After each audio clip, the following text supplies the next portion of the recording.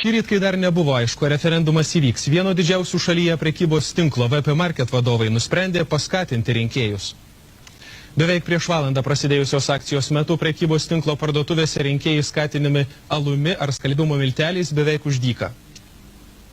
Nuo 19 valandos prasidėjusioje akcijoje visi referendume dalyvavę rinkėjai iki parduotuvių darbų pabaigos už 1 centą gali įsigyti bet kokios rūšies lietuviško alaus butelį, bet kokių skalbimo miltelių pakuotę sveriančią nedaugiau nei 600 gramų, lietuvišką šokolado batonėlį arba 1,5 litro pas mus pagamintų vaisvandenių. Vienintelė sąlyga pirkėjas turi pirkti bet kokias 2 prekes ir su savimi turėti apie dalyvavimą referendume liudijantį lipduką. Jeigu mes suskaičiuosime skirtumą tarp tų prekių pardavimo kainų ir tos akcinės kainos 1 cento, tai mes esame jau susitaikę su tuo, kad turėsime iki 1 milijono litų skirtumą. Norisi, kad vis dėlto lietuviai parodytų pavyzdį ir savo kaimynams, ir latviams, ir lenkams, ir estams, ir neatsiliktų nuo slovėnų arba kitų Europos tautų aktyvumu. O kokie jau bus rezultatai suskaičiuos komisijos. VP Market prie akcijos prisidėti ragino ir kitus prekybininkus bei tiekėjus, tačiau teigiamų atsakymų nesulaukė. Ryžtingas sprendimas skatinti rinkėjus bendrovės vadovai priėmė po to, kai jie nebuvo aktyvūs vakar.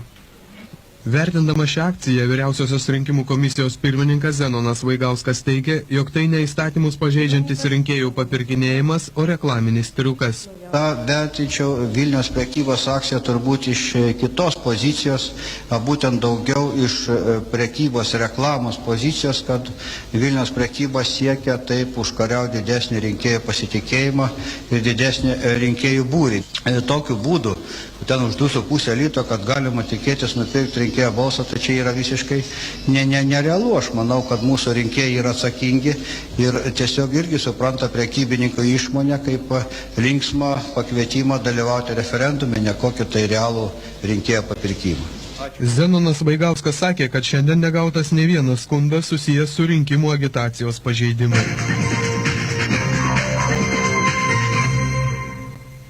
Vienas iš prekybos tinklų, teigdamas, jog nori paskatinti referendumo dalyvių aktyvumą, balsavusiems rinkėjams kai kurias prekes pardavinėja už simbolinę kainą. Konkurentai tokią akciją vadina neetišką.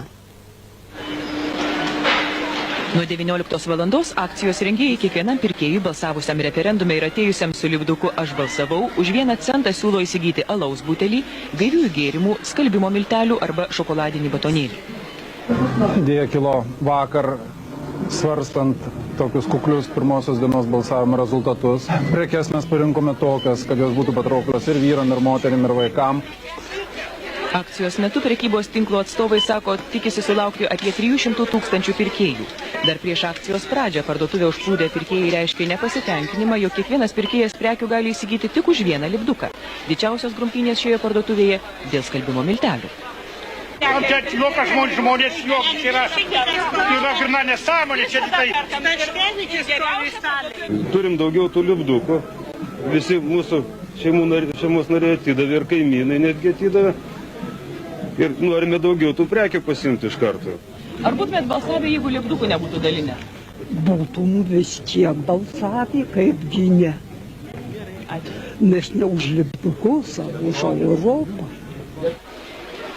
Vieni iš akciją surengusio tinklo konkurentų teigia, jog referendumas dėl Lietuvos narystės Europos Sąjungoje svarbus įvykis, tačiau alaus buteliai savotiškai nupirkti rinkėjų balsus, jų nuomonė nėra etiška. Sudėtinga vertinti konkurentų veiksmus, objektyviai vertinti.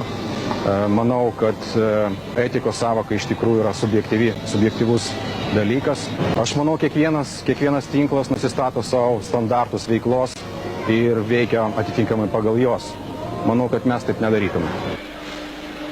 Vyriausiosios rinkimų komisijos pirmininkas Zenonas Vaigauskas sako, jog ši prekybos akcija, kuria skatinamas referendumo dalyvių aktyvumas, labiau primena linksmą šou ir nei etikos, nei rinkimų įstatymo jo manymų nepažeidžia. Akciją surengę prekybos tinklo atstovai teigia, vardan referendumo paaukoja daugiau kaip 1 milijoną litų.